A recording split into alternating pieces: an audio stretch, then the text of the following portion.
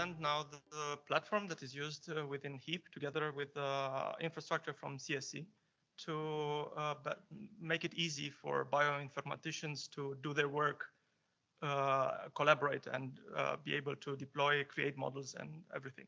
So the main problem that HOPSWorks is trying to address is that if someone wants to go from building a machine learning model to deploying it to productionizing it, creating like an actual production level product, you need a lot of skills. It's not enough to know machine learning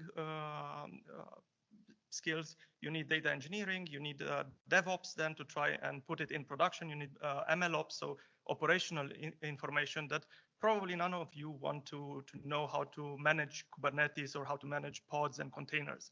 So HOPSWorks comes to fix this on 3 directions, let's say. So first one, we try to make sure that all these skills can be split into different persons, and those persons can work together without having to do something like, here's my model, please deploy it. Then the person comes back and says, oh, your model doesn't work correct, look back, give me another version. So the platform allows you to, once maybe someone in DevOps helped you with something, you can just continue going through UI and deploy, undeploy, and provide this automation for you, while still allowing multiple types of like people skills being applied to it.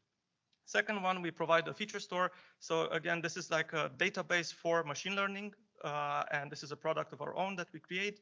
And third, we also want to allow you to explore, and we provide integrations with a lot of frameworks. So we don't try to recreate the wheel from the beginning, but instead to use what's already out there.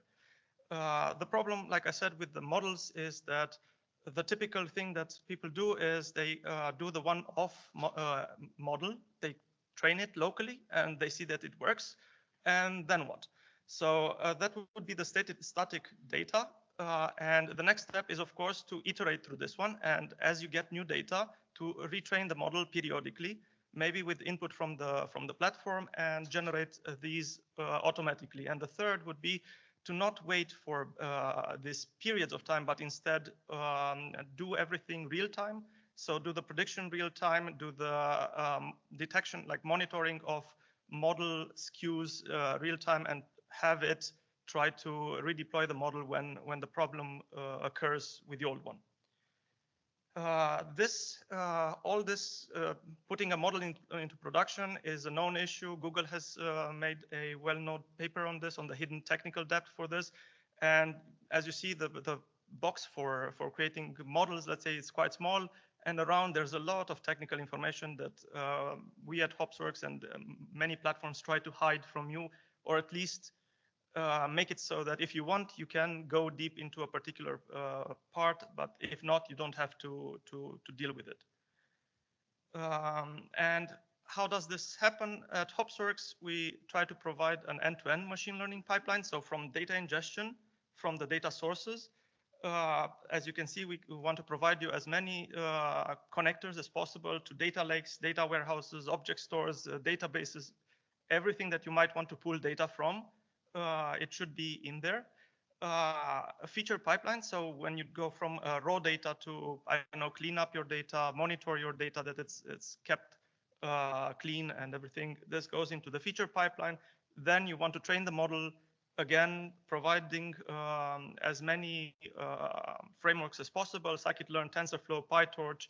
So if you want it, you should be able to find it and have it installed, because as we know, getting them, like all the versions working together is problematic. So we made sure that the versions work for you as a data scientist. And then you move into inference pipeline. So you want to serve your model. You want applications to be able to do inference requests on it. And again, in different frameworks, different languages.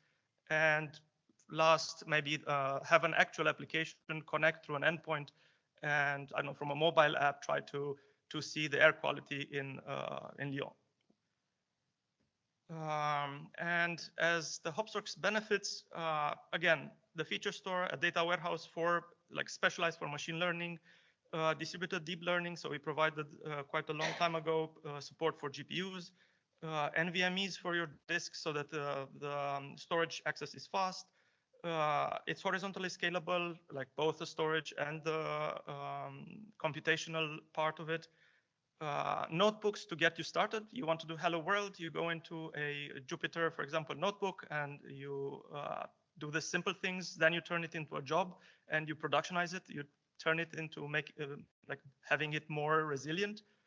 Versioning everything, Kubernetes. So there's a lot of infrastructure parts that we provide for the platform. And I will go to a platform demo, and then if I have time for a maybe a more specialized air quality demo. So for example, for the air quality demo, we were pulling data from World Air Quality Information website, open source.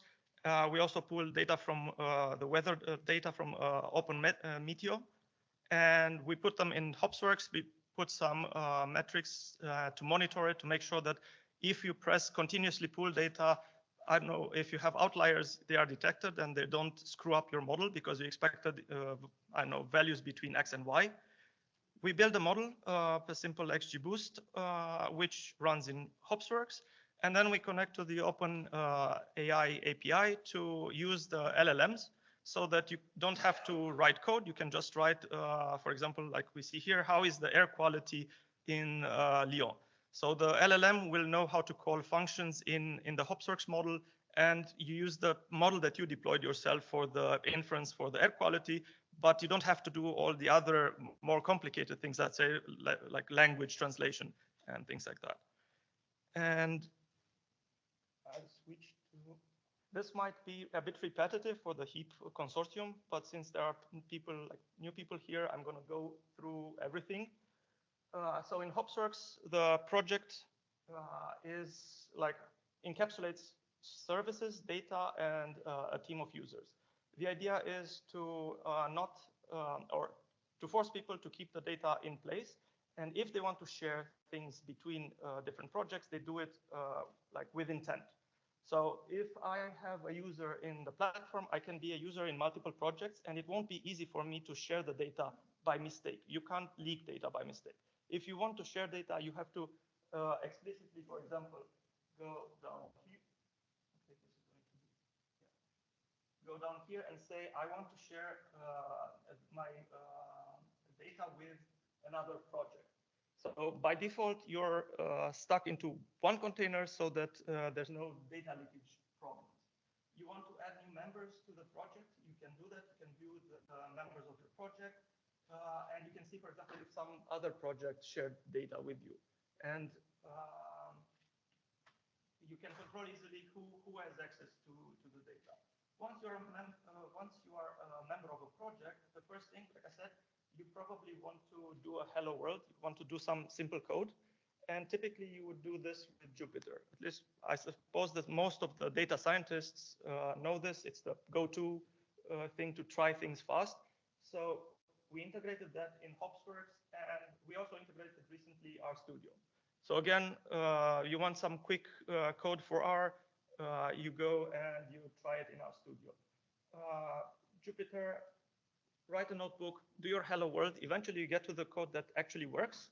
Now you want to, let's say, move from a experimental to more, I don't know, more features, more production. Like, do you want to productionize this? This means that you go back to the platform and you will create a job. You can create jobs from any Python code, any code that you want, but you can also take these snippets of code that I was saying you explored and just create a job out of them. And we transform them and make them, or take things out that Jupyter puts in and make sure that they work. So for example, I can go to my Jupyter notebook that I wrote before, let's say. I select it, I go into my advanced if I really want to, and I say how much resources do I want? Because like I said, everything runs in containers.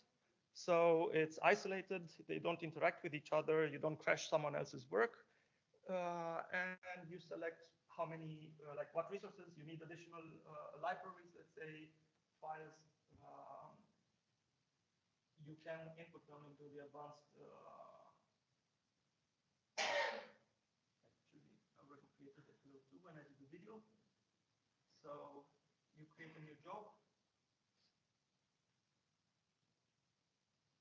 And then, again, you can view the details of the job and you could view the execution. Won't stay here to run the execution as we don't have time. Let's say I go to another one that I ran before. So you will see different executions at different times as you want to do it on demand. A user comes in and clicks. Sorry. A user comes in and clicks, okay. Or you want to schedule it, and that is like run it every day at 1 p.m. or something like that.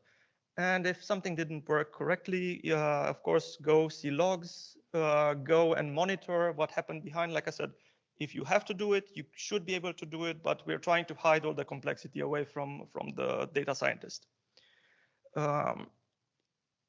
One more tool to put in, you have a number of jobs. Now you want to link them together. You have a pipeline. You want run this first, then when it completes, run the other thing. So we included Airflow, and you can link the jobs that you defined before into DAGs. So for example, again, you want to do it easy. There's a UI. I say launch a job. There was a job 1, for example, defined before. I click OK. So if the job succeeds, I put a sensor for that sees if the job is a success or a failure. I want, if the job succeeds, to run the second job. So the sensors are there to, I didn't link it to the previous one. So job 2 should start if the sensor that I put before says this job succeeded. And this is how I create a simple linear pipeline. I generated DAG out of it. I give it a name. Workshop. Again, I can say the frequency, like, do I want to run it once or do I want to schedule it multiple times? And later on, you can modify this additionally if you have the knowledge and if you want to with Airflow information. So what we generated, if you want to see what like this DAG is, again, this was the visual representation, simple. If you have a bit more knowledge, you can go into the file browser and you can see the Python code behind it. So I go to my Airflow tags and I see the workshop and I see the Python code that was generated. I can go down and I see that this was one of the jobs. The other one is the sensor that is linked to the job and is a success. So on a success, do something. Do the second one, and I link them here. So for linear things, you can use the UI. If you want more complicated things, you come in here, you modify it, you write Python, and then you just save it. And you can go to the actual Airflow UI and continue from there, for example. I don't know if, because Airflow also provides additional functionality. As I said, we are trying to plug in as many tools as possible. We don't want to reinvent the wheel. You went from starting like exploring things to setting up a job to setting up a pipeline. Maybe now you actually want to share or you want to collaborate with others. And of course, as programmers, at least, we use Git. So we also added Git in the platform. And in here, you can configure your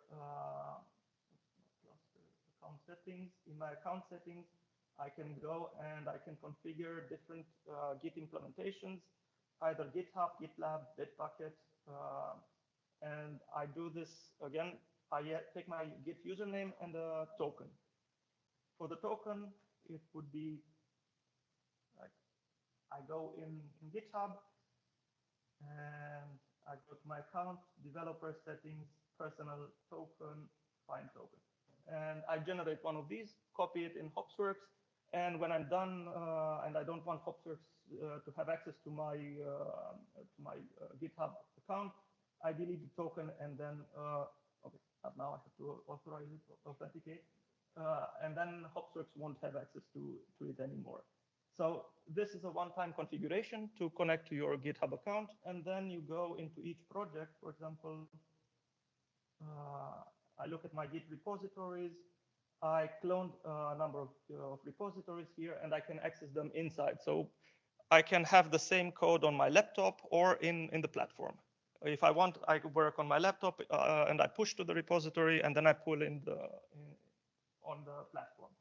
And when cloning is the same as you do it on your own laptop. You go to a repository, you go to code, you just take the link and you paste it. I already cloned this one, so and we also allow all the typical like push, commit, delete, switch branches. We try to integrate as much as possible. Typically, after you're done with the Git integration, you might want to look into the machine learning abstractions that we've developed, for example, and then you can go to start. You can start creating feature groups, creating feature groups. You could see them as tabular data for machine learning. So it's like a table with a few more things around it. You can put monitoring on it. You can put alerts on these so that you can see that the data remains safe and clean, let's say. Once you have the feature groups, you can derive them. So you can create chain of feature groups by combining them, by filtering, by dropping different columns, applying different transformations. You can create feature views, which are something like an API towards model training. It's not necessarily about data. It's more about the data structure and the functions that are applied to it. Then you materialize the feature views into training data sets, and the training data sets are like snapshots of your data. So the data that you had at this point, you snapshot it into a training data set. Data might come in, might stream into your features. If you want to train on the new data, you snapshot it again. This again is there to provide, for example, reproducibility. You know exactly that if you run a training on the same training data set, you will use the same data. So all of these feature groups, feature views, training data set, models later on, deployments, they're all versioned so that you can switch between different versions as easily as you can. And as I said, the next thing would be to have like a model, for example, and having a deployment. This is a model that I deployed before, and I can go to my Jupyter notebook, for example, and just run a simple predict. The model is very simple. It doesn't do that particular one doesn't do anything great. It's just there to show you that there's like, we deal with deploying it, with managing the resources for it. And the typical thing would be, get me the deployment from our library. So you connect through this HSML library, you connect to the cluster. And this same code, for example, to do this inference, you can run it on the cluster. You can run it on your laptop. So it connects from outside the cluster to the cluster as well. No changes necessary, except, sorry, yes, there will be changes you will need to do to provide an IP for the cluster. So the location. At the moment, it gets no location. It knows I need to connect locally. Or you can run it on a different product like Google Colab, for example. We try to integrate with as many tools as possible. And run the same code in as many places without updating anything. If you want to, so you went through the model abstractions, and now let's say you have more information. You want to do something a bit more advanced. Let's say, like I said, an air quality prediction model. We use this one in one of our the CEO of our company is also a professor. He had a course, and this was one of the course's tasks. Build an air quality system. The final version, so as I said, we get the free weather API.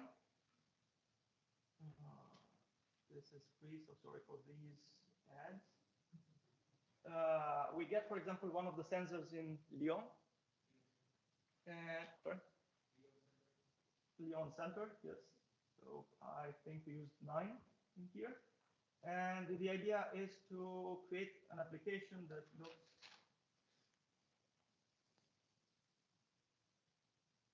Does it play? Yes.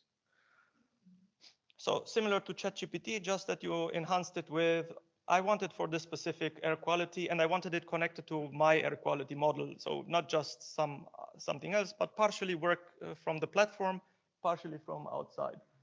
And like I said, you combine two types of models, LLMs and like some prediction, air quality prediction, XGBoost or something. This is also to get your work to be usable by a person who doesn't know anything about machine learning, for example. Yeah. That's it. Yeah. Okay. Thank you.